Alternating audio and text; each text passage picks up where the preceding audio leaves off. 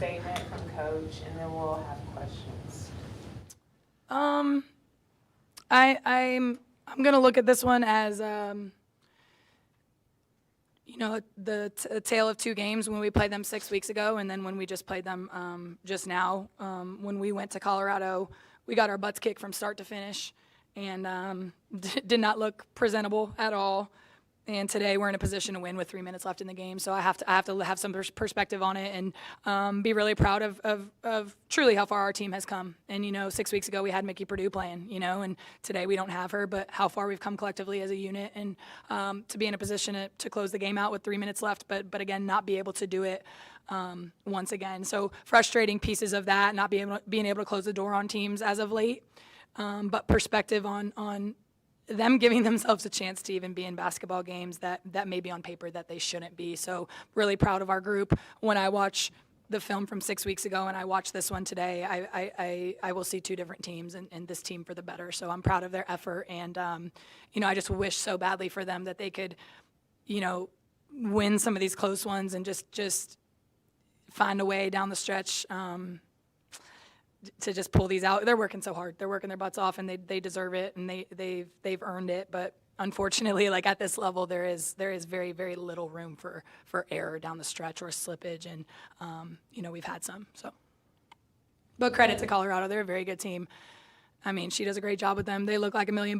I mean, they're about 6 inches taller at every position, and they're athletic, but we find a way to compete nonetheless, which I'm proud of our group for. You talked about the fight, and there were many moments where it seemed like Colorado could have gone away with it early, but your team responded. What did you think about that? Yeah, I mean, there's a team that responds and a team that continues to throw punches. It could be really easy for this team to get blown out by 40 tonight. You're coming off of an emotional loss where you feel like you should have won one the other night, and that's a big game where there's a lot of buildup and there's a lot of emotions attached to it. They didn't get an off day after that game. They had to come the next day to work, to practice, watch film, and get ready to beat Colorado, and they believed that they could do that today. So the short turnaround off an emotional loss to come in here, the easier thing would have been to get beat by 30 or 40. And we have a team that doesn't shut it down, doesn't pack it in. They keep fighting. They've got a lot of character and pride, about who they are and what they do, and doing it to the best of their ability. It felt like Sumaya came out firing on all cylinders. Was there any extra motivation, do you think, for her or the team because of the heartbreaking loss on Saturday? Yeah, I think there was extra motivation for everybody, and that takes a maturity to come out and have extra motivation versus go the other way. Yeah, I thought Sumaya came out and she was being aggressive like she has been for the last month or so. What do you think this team is learning about what it takes to close these games?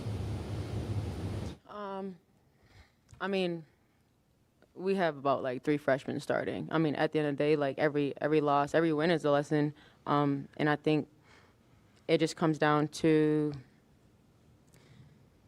staying tight on the defensive end, being aware of what the other teams are running multiple times in a row. Just finding a way. I mean,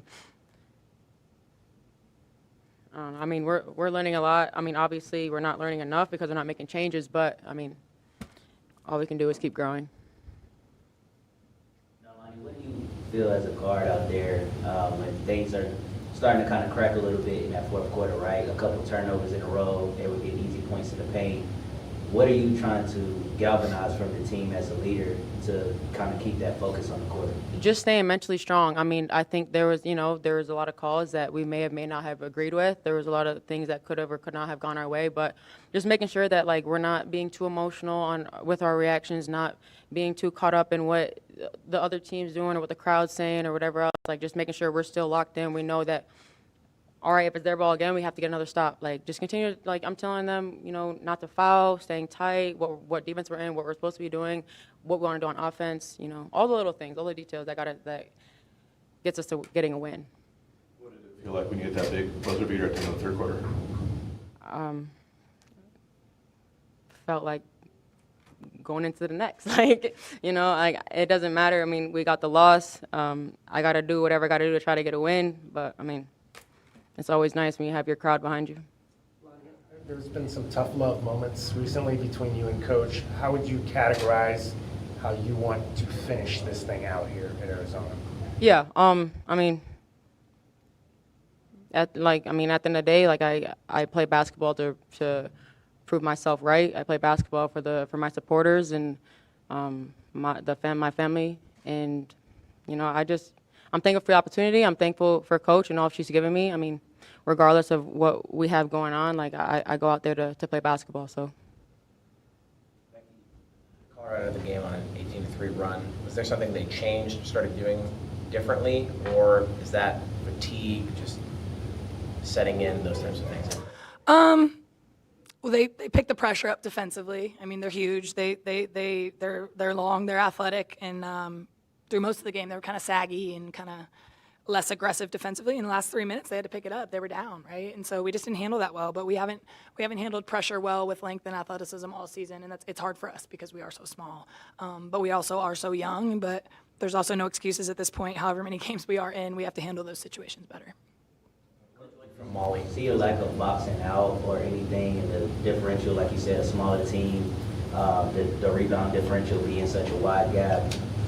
What was the thinking there of like maybe getting a little more size on the floor or what have you? Yeah, this year it's kind of it's a puzzle in a lot of different ways. If you get more size on the floor with us, you lose offense. If you go smaller, you might be a little bit better offensively, but you lose size and rebounding. So it's constant puzzle with our staff of like, when you have some deficiencies in some certain areas, you have to really kind of pick your poison. And so we try to do that to the best of our ability as a staff to put our team in positions to win. So yeah, there's always something you could have done or done something else if it ends up not working out. But there are a lot of like things that go into our decisions based on this year's team, and we just do our job to try to put them in the best position to be successful. So. Molly had probably her best game of the season. What did you see from her? What do you like from her? Tonight I saw what I saw from Molly for the last 2 years when I recruited her in AAU and in high school, and that scorer's mentality, that blue collar, chip on her shoulder, straight line driver, confident kid. And I hope this just launches her into an upward trajectory that we'll build off of for her. But I've seen that from Molly before, and I'm proud that it showed up tonight. No Cam or Addie tonight? Yeah. Any updates there? Yeah, just that they didn't go in the game. A week ago, like you thought McKale might be able to come back. What happened? Yeah, got some tough news with her latest scan that I think she was hopeful before that, and now just timing wise, I think if our season was a couple weeks longer, we might have gotten her back, but not the news on the scan that she wanted. So she actually won't even get rescanned until we get back from Kansas City. So likely that she'll be done. Did you like that fight that you saw kind of in the third quarter where somebody got that technical? What was the situation there? Like, what did you make out of that situation? No, I did not like that fight. That's not called fight. That's called undiscipline in a moment where you don't agree with a call. And Samea's, for the last month, been the best player on almost every floor we've stepped on, along with this one, and we need both of them on the floor, and everything that I say right now, I'd say to Samea, and I'll probably say it to her tomorrow, but we need the kid on the floor. And when you compete and you are as competitive as she is, there also needs to be a balance of maturity and discipline with your words, your actions towards officials.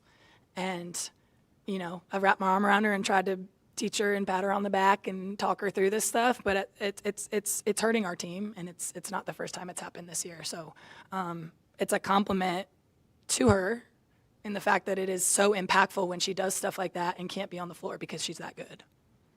What's your message to this team with only a couple games remaining in the season to kind of stick with it? And for you, Lonnie, how do you go about being that experienced leader, trying to lead your team? I mean, just as much as you tell your players or tell your teammates, like, you play until the buzzer sounds. I mean, we play until the season ends. I mean, it doesn't matter what the record shows as long as we've grown from what we were in the summer to now. If you see growth, and that's all that really matters. All you can do is just keep going back to the drawing board. So. Yeah, we've just talked all week. I mean, like I said, it would have been easy for them to come in here today and be down about a lot of things. I mean, this is a group that I think what they're doing and how they're continuing to compete speaks volumes about their character, and that's a trait that you want in a young woman for these guys to leave here and go be successful, because they don't just quit when things don't go their way or when your ultimate goal is not right in front of your face anymore. They've just showed some good character and toughness down the stretch. And, you know, if they haven't packed it in yet, I don't expect this group to do that. I think they've got a lot of pride in who they are and what they do. On it, how would you categorize the loss to ASU? Would you categorize it maybe as one of the toughest ones you ever had? Or? No. A loss. And we came today and we put ourselves in a position to win another one. I mean, it's been a year of ups and downs and fighting and continuing to grind. And yeah, obviously we wanted to win that one, but we wanted to win this one too. We want to win the next one, and we want to win every single time that we go out there. So no, that one wasn't. I'm not giving that any more attention, to be honest with you. Back-to-back games with the career high, obviously not, pleased with the outcome, but just how do you, kind of keep that offensive momentum that you've had these last 2 games and just kind of finish the season strong? I don't know. I just go out there and play. I mean, I know what my team needs of me and needs from me, and I try to do that to the best of my ability. I mean, it's my last year, so I'm just trying to finish out strong. That's it. Thank you, guys. Yep. Thank y'all.